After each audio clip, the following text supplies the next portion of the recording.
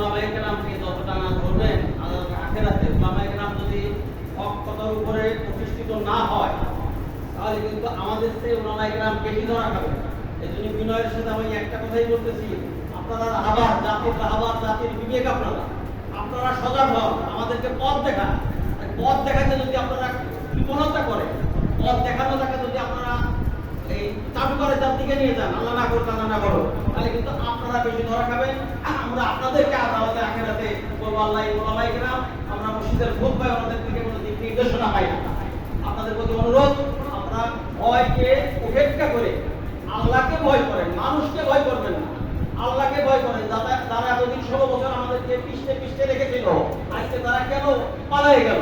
চোরের মতো কেন পালাই গেল? বীরের মতো থাকতো, জামাত ইসলামীর 11 জন 12 জন শহীদ হয়েছে, তাদের মতো আসিতে যাইতো, বীরের বেশ থাকতো, এখন চোরের বেশে চলে গেছে। তাদের সকলকে দেখো, জামাত ইসলামীকে আল্লাহর মধ্যে পালাই না। এখন পালানোর দল হলো চোরের দল, তারা নিজেরা চুরি করে পালাইছে। এখন ওলামায়ে কেরাম আসেন, আমরা সবাই মিলে হকের উপর প্রতিষ্ঠিত থাকি এবং আমাদেরকে সঠিক পথের আপনারা নির্দেশনা দিবেন, আমরা সেটা অনুসরণ করব এবং এদেশে ইসলাম ছাড়া অন্য কোনো দলকে আমরা কোনো ব্যক্তির আদর্শ, কোনো মানুষের আদর্শ, এটা শিরকি মতবাদ, এই মতবাদ থেকে আমরা জাতিকে উদ্ধার করব। আল্লাহ তাআলা আমাদের সেই তৌফিক দান করুন। আসসালামু আলাইকুম ওয়া রাহমাতুল্লাহ। মাশাআল্লাহ, জাযাকাল্লাহ। একেবারে এত অল্প সময়ের ভিতরে এত মৌলিক কথাগুলো বলে ফেললেন, সেজন্য ধন্যবাদ ভাইজান। যে কথাটা বেরিয়ে আসছে সেটা হলো, দেখেন অনেকে মনে করে থাকেন যে আলেমরা আবার রাষ্ট্র চালাবে, সংসদে আবার তারা বসতে পারবে, তারা ইংরেজি জানে না, তারা এইটা জানে না, ওইটা জানে না। এই ধরনের বাজে মন্তব্য আছে আমাদের মুসলিমদের ভিতরে। আমাদেরকে মগজ ধোলাই করতে হবে যে ওলামায়ে কেরাম রাষ্ট্র পরিচালনা করতে যা কিছু দরকার সেই সক্ষমতা তাদের আছে, ঠিক কিনা বলেন? ইনশাআল্লাহ। ওয়ালা তাহিনু ওয়ালা তাহজানু ওয়া আনতুমুল আ'লাউনা ইন কুনতুম মুমিনিন। আমাদেরকে বিশ্বাসী হতে হবে, নিজের উপরে কনফিডেন্স আমাদেরকে রাখতে হবে যে আমি পারবো। এবং আমাদের যে দুর্বলতাগুলো আছে সেই দুর্বলতাগুলো আমরা আস্তে আস্তে ভিতরে সেরে নিব। তো এই পর্যায়ে আমাদের সামনে আলোচনা করার জন্য, একেবারে সংক্ষিপ্ত আলোচনা করার জন্য আমাদের আরেক আলেম দরদি ভাই অ্যাডভোকেট জসিমউদ্দিন তালুকদার ভাইকে সংক্ষেপে একটি কথা বলার জন্য আমি সবিনয় অনুরোধ করছি।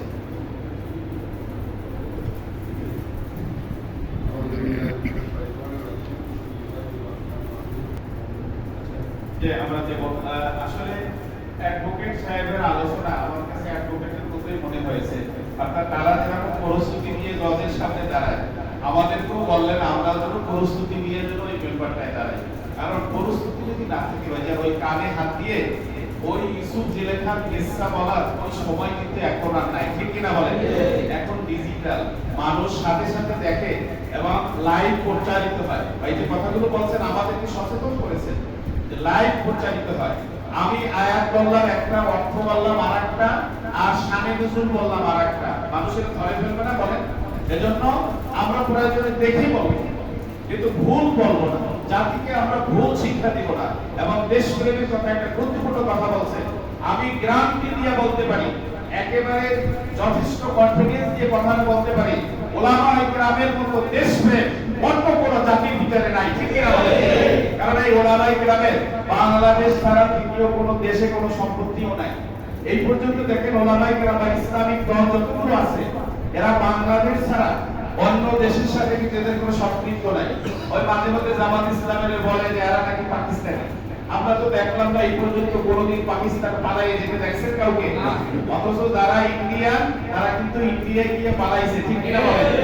এ পর্যায়ে আমাদের সামনে 1-2 মিনিটের ভিতরে বক্তৃতা রাখার জন্য আমাদের মিজান ভাই আসেন, আমাদের আলেম দরদি মিজান ভাই একটু ইচ্ছা পোষণ করেছেন, আপনাদের সামনে একটু মত বিনিময় করবেন 1-2 মিনিটের ভিতরে।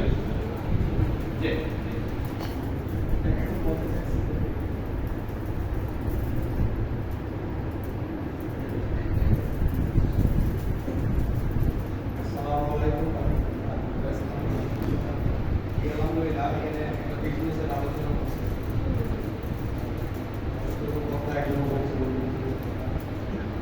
আমি যে সরকারে আছি এই সরকার যে একটা আধিপত্য হার আছে, কিন্তু সামান্য কিন্তু বাংলাদেশ সরকার থেকে এই সেক্টরকে হাজার হাজার কোটি টাকা আমি মনে করি করা সম্ভব। আমাদের মধ্যে একটা রাষ্ট্র চেঞ্জ করতে হইল, কোম্পানিগুলি সেক্টরে যেরকম কাজ করতে হয়, কিন্তু আমার এই সেক্টরটা একটা বিশাল বড় সেক্টর। তার আমাদের একটা প্রোডাক্ট আমি দেখছি যে আমি যেহেতু সেক্টরে জড়িত আছি, 1,000 টাকার প্রোডাক্ট তারা 4,000 থেকে 5,500 টাকা, আর বাংলাদেশ সরকার পায় মাত্র 150 টাকা। কাজে এখানে গ্রামে অনেকে আছে, হ্যাঁ, তারপরে উপরে যারা বিভিন্ন ধরনের থাকে আশা করি আমার এবং আসসালামু আলাইকুম। আচ্ছা, প্রোডাক্ট হলো কি আমাদের ওই জুয়েলারি প্রোডাক্ট, আমাদের এখানে ইউটিউব জুয়েলারি, আমি ইউটিউব জুয়েলারি কাজ করি, ওকে আমার গোল্ডও আছে। যে আমি বুঝতে পেরেছি আমাদের মিজান ভাই, আমরা তাকে বলি রূপার মিজান ভাই। রূপার মিজান ভাই এই জন্য, রূপার যত জিনিসপত্র আছে আমাদের এই মিজান ভাই সেটা ড্রয়িং করে এবং তৈরি করে। উনি বলতে চেয়েছেন ওলামায়ে কেরামের একটু বাড়তি ইনকামের জন্য যদি ওনারা এই কাজটা শেখেন এবং রূপার বিজনেস করেন, স্বর্ণের বিজনেস করেন, কারণ রাষ্ট্র পরিচালনা করার জন্য আর্থিক সহযোগিতার দরকার আছে কিনা বলেন? অবশ্যই দরকার আছে। অর্থাৎ আমাদের সন্তানদেরকে আমরা নিজেরা, যাদের বাড়তি সময় আছে, আমরা এই কাজটা শিখবো, শিখে আমরাও জাতির এত বড় গুরুত্বপূর্ণ কাজে আমরা অংশগ্রহণ করবো এবং অর্থনৈতিকভাবে আমরাও সম্পদশালী হব। এটাই কিন্তু ভাই বলছে। তো আমাদেরই ভাই, ওনার সাথে আপনারা যোগাযোগ করতে পারবেন চাঁদনীচক মার্কেটে। রূপার মিজান ভাই বললে সবাই চেনে, এক নামে সবাই চেনে। আপনারা অন্য সময় যখন আসবেন, এসে ভাইয়ের কাছ থেকে আপনাদের যদি কোনো ছেলে পেলে থাকে বেকার, কোনো কাজ পারে না, শিখে না, আপনারা ভাইয়ের সাথে যোগাযোগ করাই দিবেন, ভাই কাজ শিখাবে। আমাকে বলছেন, অনেকবার বলছেন, এরকম কোনো বেকার সন্তান যদি থাকে আমাদের সেই সন্তানগুলোকে আপনি কাজ শিখান এবং একেবারে মিনিমাম কামাই করতে মাসে 2 লক্ষ টাকা কামাই করবেন। আমরা মসজিদ ইমামতি করে কয় টাকা বেতন পাই ভাই? আমার নিজের অবস্থাই তো আমি জানি, সেটা দিয়ে তো আপনাদেরকে আমি আজ করতে পারি। সুতরাং আমাদের বাড়তি ইনকামের জন্য মিজান ভাই পরামর্শটা আমরা গ্রহণ করবো। আল্লাহ আমাদেরকে তৌফিক দান করুন।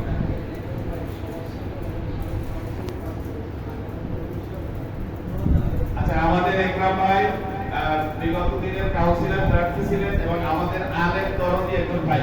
এই এক মিনিট একটা সালাম দেন।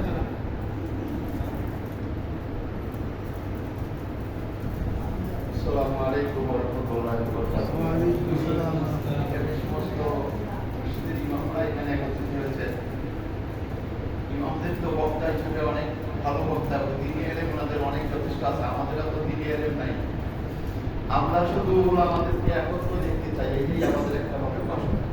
কারণ একজনের বিরুদ্ধে আরেকজনের শুধু ছোট ছোট বদলা দিয়ে দিয়া এই অবস্থার সৃষ্টি করে যে একটা বড় অবস্থা হয়ে গেছে।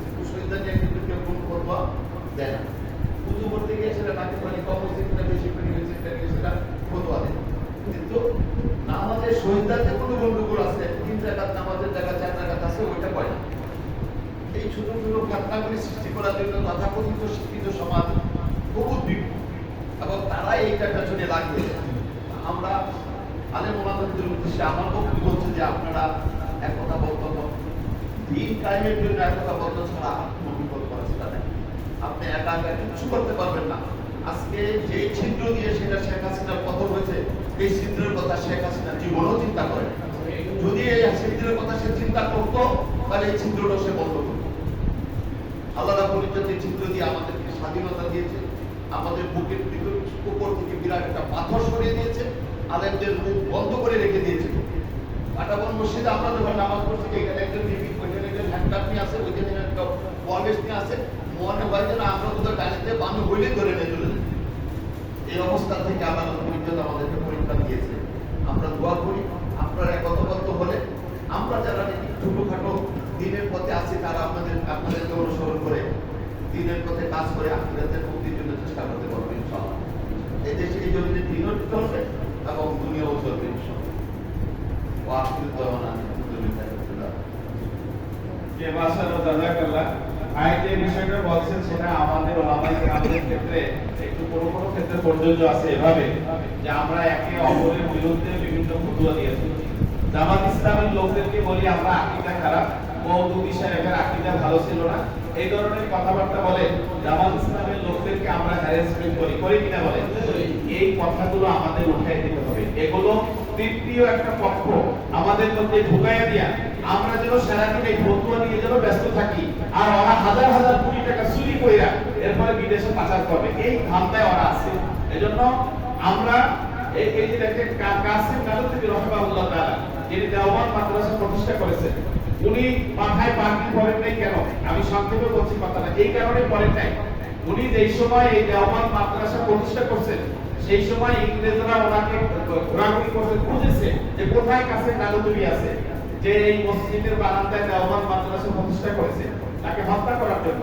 অর্থাৎ তিনি স্বাভাবিক কাপড় চোপড় পরতেন, মাথায় পাগড়ি পর্যন্ত পরতেন না, এবং এই কারণে যে ইংরেজরা যেন বুঝতে না পারে এই একজন বড় আলেম। আমাদেরকে প্রয়োজনে ছদ্মবেশে হলেও চলতে হবে এবং হকের উপরে থাকতে হবে।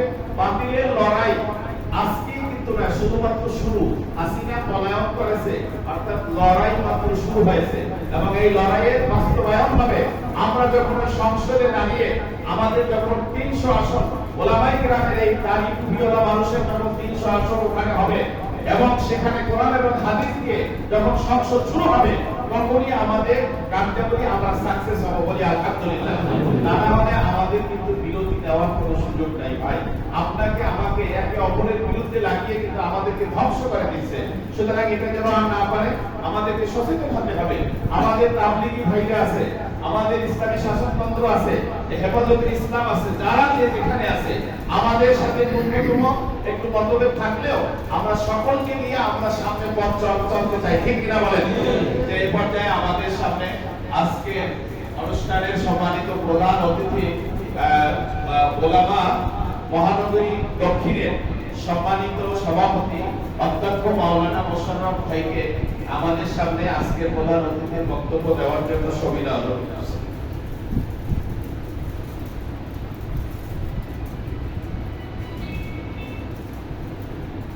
আসসালামু আলাইকুম ওয়া রাহমাতুল্লাহ। আউযু বিল্লাহি মিনাশ শাইতানির রাজিম। বিসমিল্লাহির রহমানির রহিম। জাতির সুস্থ সন্তানদেরকে নিয়ে নিউ মার্কেট থানা জামাত এবং বিএসপি অফিসে উচ্চতম প্রোগ্রামের সম্মানিত সভাপতি, সম্মানিত সঞ্চালক এবং আমার সামনে মন্ত্রিসদস্য, বিভিন্ন পর্যায়ে ইসলামী চিন্তাবিদ এবং যাদের থেকে আজকে এই প্রোগ্রাম জাতির আশা আকাঙ্ক্ষার প্রতি জাতির বিচারক নামে তারা উদযাপন করেছে, সেই ওলামায়ে কেরাম, আসসালামু আলাইকুম ওয়া রাহমাতুল্লাহি ওয়া বারাকাতুহু। আসলে প্রধান অতিথি আমার জন্য প্রযোজ্য, আলহামদুলিল্লাহ আমি এই মন্ত্রীগুলো দেখলাম, এদের কারণে প্রধান অতিথি আমাকে আসলে আমার নাম ঘোষণা করাটা আসলে আমার লজ্জা। 2 নম্বরের প্রধান অতিথি এমন একটা বিষয়, যিনি মানুষের সাথে বক্তব্য, তার মনের কথা কিন্তু আগে বাসা থেকে গাঁথনি নিয়ে আসেন, আজকে এই কথাগুলো বলবো। কিন্তু দেখা যায় এখানে আসলে সবাই কিন্তু প্রায় সবার কথাই প্রধান অতিথির কথা এসে যায়, উনি আর কি বলবেন। আমার অবস্থায় তাতে কিন্তু কথা বলতে পারি না, তারপরে আবার এই অবস্থায় সবাই কিন্তু অন্যান্য কথাগুলো আগেই বলে ফেলি।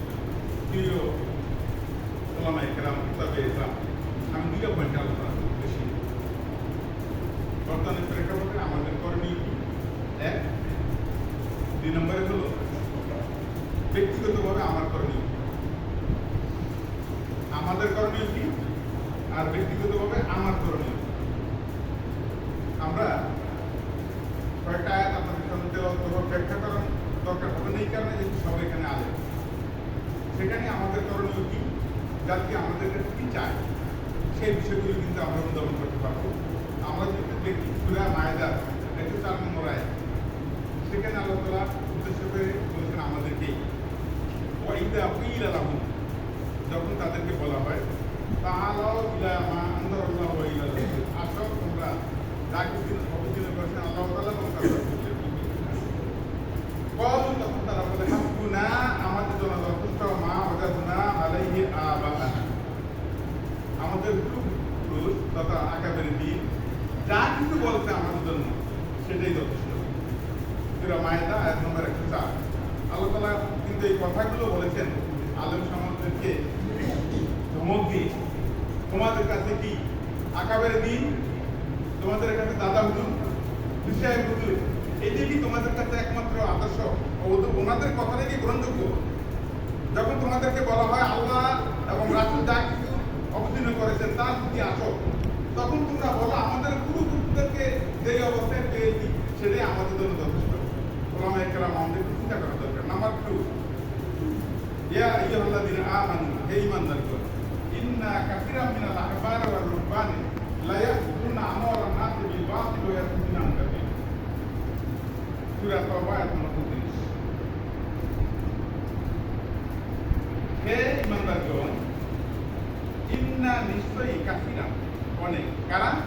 মিনাল আহবারি ওয়ার রুহবানি, আহবার এবং রুহবান আমরা সবাই জানি ইহুদি এবং খ্রিস্টানদের আলেমদেরকে বলা হয়, আমাদের মতো আলেমদারা ইহুদি খ্রিস্টানদেরকে আহবার রুহবান আলেম হিসেবে উল্লেখ করা হয়। তাদের ভিতরে দুইটা দোষ আল্লাহ তাআলা এখানে বর্ণনা করেছেন। কি করে তারা? লা ইয়াকুলুনা আমওয়ালান নাস বিল বাতিল, তারা মানুষের সম্পদ অন্যায়ভাবে ভক্ষণ করে। আমরা বলবো যে ঠিক আছে, এই গুণাবলী আমাদের মধ্যে নেই, আমরা তো মানুষের সম্পদ অন্যায়ভাবে ভক্ষণ করতে পারি না বা করি না, আলহামদুলিল্লাহ। দ্বিতীয় যেটা, ওয়ায়াসুদ্দুনা আন সাবিলিল্লাহ, তারা মানুষকে আল্লাহর রাস্তা থেকে ফিরিয়ে রাখে। কখন ফিরিয়ে রাখে? প্রিয় ভাইরা, ফাসআলু আহলা যিকরি ইন কুনতুম লা তা'লামুন। আল্লাহ তাআলা আপনাদেরকে আমাদের উদ্দেশ্য করে বলছে, আমজনতাদেরকে, যে ফাসআলু, আমজনতাকে বলতে আল্লাহ তাআলা তোমরা জিজ্ঞাসা করো, আহলা যিকরি, আহলা ইলমি, ইন কুনতুম লা তা'লামুন, যদি তোমরা না জানো। তাহলে এবার আহলে সাধারণ লোক দ্বারা, সাধারণ জনগণ আমাদের কাছে জিজ্ঞাসা করবে যে কোনো বিষয়ে, বর্তমান প্রেক্ষাপটে আমাদের করণীয়, এই বিষয়ে আমাদের করণীয় কি, এই বিষয়ে আমাদের করণীয় কি, তখন আমরা কি উত্তর দিব সেটাও কিন্তু আল্লাহ তাআলা আমাদেরকে বলে দিয়েছে। সেটা কি যদি আমরা সঠিকভাবে উত্তর না দিই, কি উত্তর দিব? ইয়া আইয়ুহার রাসূল বাল্লিগ মা উনজিলা ইলাইক ওয়া ইন লাম তাফআল ফামা বাল্লাগতা রিসালাতাহু। হে নবী, রিসালাতের বিষয় নিয়ে আপনাকে প্রেরণ করা হয়েছে, তা আপনি হুবহু বর্ণনা করুন, সেখানে কাটছাঁট করার কোনো সুযোগ নাই। মা উনজিলা মা মউজিলা, যা কিছু অবতীর্ণ করা হয়েছে তোমার প্রতি, ওয়া ইন লাম তাফআল, যদি তুমি কাজটা না করো, ফামা বাল্লাগতা রিসালাতাহু, রিসালাতের বিষয় নিয়ে তোমাকে প্রেরণ করা হয়েছে সেটা যেন তুমি পালন করলে না। 2 নম্বর, যদি আমরা পালন না করি কি হবে?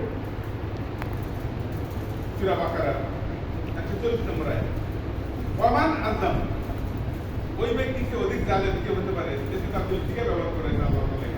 ওয়ামান আযলাম, ওই ব্যক্তিকে অধিক জালেম কে হতে পারে? মিম্মান কাতামা শাহাদাতান ইনদাহু মিনাল্লাহ, মিম্মান যে ব্যক্তি কাতামা গোপন করে শাহাদাতান সাক্ষ্যকে ইনদাহু তার নিকটে আছে মিনাল্লাহ, আল্লাহর পক্ষ থেকে। আল্লাহর পক্ষ থেকে তার কাছে যে এই সাক্ষ্য রয়েছে, এই সাক্ষ্যকে যে গোপন করে, তার সে অধিক জালেম কে হতে পারে?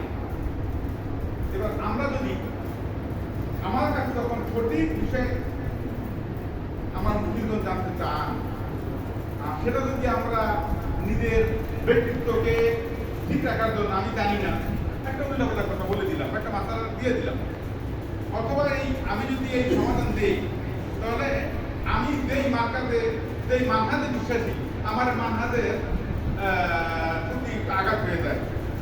সুতরাং আমি একটু কথাবার্তা ঘুরিয়ে ঘুরিয়ে বলি, এই বলার তো কোনো সুযোগ নেই। সর্বশেষ এই কথা যেহেতু রাত অনেক হয়ে গেছে, প্রিয় ভাইয়েরা, এবার ব্যক্তিগতভাবে আমার করণীয় কি, ব্যক্তিগতভাবে আমার করণীয় আজকে আপনাদেরকে একটু অনুরোধ করবো, সূরা আন-নিসার 176 নম্বর আয়াতে বাসায় দিয়ে অধ্যয়ন করার জন্য। সূরা আন-নিসা আয়াত নম্বর 176, আমি একটু তেলাওয়াত করে শোনাচ্ছি। আল্লাযীনা আমানু ইউকাতিলুনা ফি সাবিলিল্লাহ ওয়াল্লাযীনা কাফারু ইউকাতিলুনা ফি সাবিলিত। রাস্তা কয়টা? পথ কয়টা ভাই? 2টা, আকাশ জমি, রাত দিন, হালাল হারাম, আলো অন্ধকার, ইহকাল পরকাল। 2টার মাঝখানে কি কোনো কিছু আছে? যেখানে আল্লাহ তাআলা ঘোষণা করতেন আল্লাযীনা আমানু, যারা ঈমানদার, ইউকাতিলুনা ফি সাবিলিল্লাহ, তারা জিহাদ করে সাবিলিল্লাহর পথে, ওয়াল্লাযীনা কাফারু, আর যারা কাফের, ইউকাতিলুনা ফি সাবিলিত, তারা জিহাদ করে তাগুতের পথে। তাহলে পথ কয়টা? সাবিলিল্লাহ, সাবিলিত, সাবিলিল্লাহ, সাবিলিত। আপনি আমি যদি সাবিলিল্লাহর পথকে অনুসরণ না করে যদি চুপ থাকি, প্রকারান্তে কিন্তু আমি তাগুতের সৈনিক হয়ে গেলাম, কারণ দ্বিতীয়ত কোনো পন্থা নাই। আমি আবার বলছি, নিসা আয়াত নম্বর 176, সর্বশেষ যে আয়াতটা বলে আমি আমার বক্তব্য শেষ করবো, সেটা হলো আকিমুস সালাহ ওয়া আতুজ যাকাত, আকিমুস সালাহ, নামাজ কায়েম করো, এই আকিমু একামাত থেকে আসছে আকিমু আমরের দিকে। আমরের দিকেটা দুই ভাগে বিভক্ত, আপনারা জানেন পবিত্র কোরআনে এই আমরের দিকগুলো দুই ভাগে বিভক্ত। একটা হলো ওয়াজিবের জন্য, আর একটা হলো নুদুবের জন্য। একটা হলো ফরজের জন্য, আর একটা হলো মুস্তাহাবের জন্য। আকিমু সালা, এই আকিমু একামাত থেকে আসছে আকিমু আমরের দিকেটা কি নফলের জন্য না ফরজের জন্য ভাই? তাহলে এটা যদি ফরজের জন্য হয়, আর আকিমুদ্দিন দিন কায়েম করো, এটা কি নফলের জন্য না ফরজের জন্য? তাহলে আমরা নামাজকে যেভাবে গুরুত্ব দেই, রোজাকে যেভাবে গুরুত্ব দেই, হজকে যেভাবে গুরুত্ব দেই, যাকাত প্রদানকে যেভাবে গুরুত্ব দেই, আকিমুদ্দিন দিন কায়েম করাটা ফরজ যদি করতে আমি মনে করি, সেক্ষেত্রে আমার অনুশোচনা, আমার করণীয় কোন পর্যায়ে আছে, এই বিষয়গুলো ব্যক্তিগতভাবে অনুধাবন করার জন্যই আমি আপনাদেরকে অনুরোধ করছি। সর্বশেষ যে কথা আমি বলবো সেটা হচ্ছে মুসলিম থাকার কোনো সুযোগ নেই। আল্লাহ রাসূলের লম্বা একটা হাদিসের শেষ অংশটা আমি আপনাদেরকে বলবো, তাও একটু আশা একটু পড়ানোর জন্য। অমান সাজ্জা সুদ্দা বিন্না, লম্বা একটা হাদিসের শেষে যে আল্লাহ যে ব্যক্তি ইসলামী আন্দোলন থেকে, ইসলামী পথ থেকে দূরে থাকবে, সুদ্দা বিন্না, জাহান্নামে পতিত হবে। হ্যাঁ, আমি তো জিজ্ঞাসা করি ইয়া রাসূলুল্লাহ ওয়াই ফামা সাল্লাহ, যদি নামাজ পড়ে রোজা রাখে, আল্লাহ ঘোষণা করলেন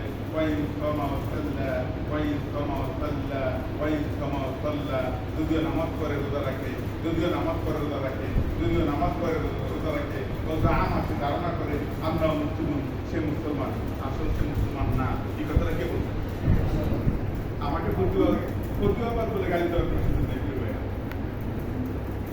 অতএব ওলামায়ে কেরাম জাতীয়তাবাদী ওলামা লীগ করবে, ওলামায়ে কেরাম জাতীয়তাবাদী ওলামা দল করবে, ওলামায়ে কেরাম জাতীয় ওলামা দল করবে, ওলামায়ে কেরাম অন্য কোন পাবলিক দলতে তাদের কাজ, ওই দলের ওলামায়ে কেরাম সেখানকার সদস্য হবে, এটা কি আশা করা যায়? আমি আশা করি এখানে আমরা যারা আছেন চেহারাগুলো দেখে মনে হচ্ছে আমরা এখন এই একদিকে বিশ্বাসী না। একজন আলেম কিভাবে জাতীয়তাবাদী ওলামা লীগ করতে পারে? একজন আলেম কিভাবে জাতীয় ওলামা দল করতে পারে? একজন আলেম কিভাবে জাতীয় ওলামা পার্টি, যেটা জাতীয় পার্টির ওলামা পার্টি, ওখানে করতে পারে? বিএনপি ওলামা দল করতে পারে, আওয়ামী লীগের ওলামা লীগ করতে পারে, অন্য কোনো অনিসলামিক রাজনৈতিক দল অল্লাদিনা কাফার ইউকাতুল ফাজিল দল যারা তাগুতের বিধান কায়েম করার জন্য তারা চেষ্টা করে, ওই দলের সদস্য কিভাবে এটা আলোচনা করতে পারে? আমি এটা বিশ্বাস করতে পারি না। অতএব আমাদের কর্তব্য হলো হাবিল্লার সাথে যারা কাজ করে এদের পথে অংশগ্রহণ করা, এদের সাথে অংশগ্রহণ করা। যদি আপনি মনে করেন বাংলাদেশে জামাত ইসলামী আছে, আলহামদুলিল্লাহ, আপনি যদি ভালো মনে করেন তাহলে এই দেশে অংশগ্রহণ করেন। যদি এদেরকেও ভালো না লাগে, আলহামদুলিল্লাহ, একসময় এরা সালাম নেব ছিল না, যারা আসিয়ার হারাম রাজনীতি হারাম বলে ঘোষণা দিচ্ছেন, তারা আলহামদুলিল্লাহ এখানেই বলতে আসছে আলহামদুলিল্লাহ আলহামদুলিল্লাহ আলহামদুলিল্লাহ। যদি মনে ভালো লাগে, আমার ভালো না লাগলে ওই সমস্ত ইসলামী দলগুলোর অন্তর্ভুক্ত হন। ওটাও যদি ভালো না লাগে, আমার ইমানকে বাঁচার জন্য পরকালে এই যে ভাই বলছিলেন আলেমদেরকে বেশি জবাব করতে হবে, ওই জবাব থেকে বাঁচার জন্য নতুন ইসলামী দল হলেও আমার করতে হবে, ওখানে অংশগ্রহণ করতে হবে। তারপরও আল্লাযিনা আমানু ইউকাতিলুনা ফি সাবিলিল্লাহ ওয়াল্লাযিনা কাফারু ইউকাতিলুনা ফি সাবিলিত তাগুত। এই সাবিলিত তাগুতে সদস্য আমার হওয়ার কোনো সুযোগ নাই। আসুন আমরা আজকের আলোচনা থেকে আমরা এই সিদ্ধান্ত নেই, আজ থেকে আমি সাবিলিল্লাহ পথে সৈনিক হব। কোনো অবস্থাতে সাবিলিত তাগুতের পথে সৈনিক আমি হব না। আর মিম্বরে এই আমাদের এই মুসলিমগণ আমার যে এলাকার আমি ইমাম করি, ওখানে সমস্ত আমজনতা যেভাবে আমাকে শ্রদ্ধা করে ওই মিম্বরে আমাকে দেখতে চায়, সেই জায়গায় বসে তো আমি হুবহু কোরআনের কথা আমি বলবো। আমাদের যার তিনি দিয়ে গেছেন, উনি বলতে চাই আমার পুরা জীবনটা ওনাকে মাঝলো, অনেকগুলোকে ওনার কাছে অনেক নাজেল হয়েছে। আমি নাজেল মনে করি না এটাকে। আজকে এই মুহূর্তে এখন এখান থেকে যদি আলোচনা করে যাওয়ার পরে নিচে যদি আমাকে কেউ যদি অপমান লাঞ্ছিত বাঞ্ছিত করে, আমি তো আলহামদুলিল্লাহ শুকরিয়া দিয়ে করবো। এই কারণে যে আমি সঠিক কথা বলার কারণে বাচ্চাদেরকে আমাকে এই আচরণ করে। আমরা কয়েকবার জেলখানায় গিয়েছি, ভিতরে অনেক আমাদের সাথে নাজাল করা হয়েছে। আমি তো আলহামদুলিল্লাহ ওটাকে আদালতে নাজাতের কিনা মনে করি। সুতরাং এগুলো আমাকে দিনের কথা বলতে গেলে, মিম্বরে বসে ভালো কথা বলতে গেলে, সঠিক কথা বলতে গেলে যদি সভাপতি সাহেব, যদি কেশিয়ার সাহেব, যদি সেক্রেটারি সাহেব, ওনার হাতে কেউ আমার এই সুদের ব্যবসার সাথে জড়িত, কেউ হয়তো পর্দা মানেন না, কেউ হয়তো মদের লাইসেন্স আছে ওনার, কেউ সিনেমা হলের মালিক, ওই লোকগুলো যদি এই কথা বলতে গেলে ওরা যদি আমাকে অবদত্ত করে, আমাকে যদি সেখানে নাজিয়াল করে, আমি কি এটাকে আমার নিয়ামত মনে করবো, না আমি এটাকে আমার জন্য পরকালের আমি এটাকে অবমাননা মনে করবো? নিয়ামত মনে করবো। আলহামদুলিল্লাহ, আলহামদুলিল্লাহ, এই নিয়ামত মনে করেই আমরা মিম্বরে বসে সঠিক কথাগুলো বলবো, জাতিকে সঠিক পথ দিব। তবুও আমরা আজলাম, আল্লাহ তাআলা থেকে ঘোষণা করেছেন, রহমান আজলাম বিমান কাটামা শাহাদা থেকে মিনাল্লাহি, আল্লাহর পক্ষ থেকে তার কাছে যে সাক্ষ্য রয়েছে, এই সাক্ষ্যতে গোপন করে তার কাছ থেকে যে অধিকার কেউ নাই, আমি যেন আল্লাহ তাআলার এই চাপ জিনিস থেকে আমি যেন না শুনি। আসুন আমরা এইভাবে নিজেকে গ্রহণ করি। আজকের এই প্রোগ্রামটা হয়েছে, আলহামদুলিল্লাহ আপনারা স্বতঃস্ফূর্তভাবে এখানে অংশগ্রহণ করেছেন। আপনাদের সামনে আমাদের কথা সাজিয়ে বলার মতো যোগ্যতা নেই, তারপরে ভাই হিসাবে কিছু কথা বলতে হয়েছে, যদি বিচিত্র হয়ে থাকে আমাকে ক্ষমা করে দিবেন। আর যদি সত্যি যে একটা কথা আপনার মনে রেখাপাত করে থাকে, তাহলে আর বলতে টাকার সুযোগ নেই। আসুন দিনের পথে আমার নিজেকে আমি আমার নাম দেখাই, আল্লাহর শরীফ পথে আমি নাম দেখাই, হেফুল্লার পথে আমি নাম দেখাই, হেফুল প্রত্যেকে আমার নামটা আমি কর্তন করি। আল্লাহ তাআলা আমাদের কবুল করুন। আমিন। আসসালামু আলাইকুম ওয়া রাহমাতুল্লাহি তাআলা।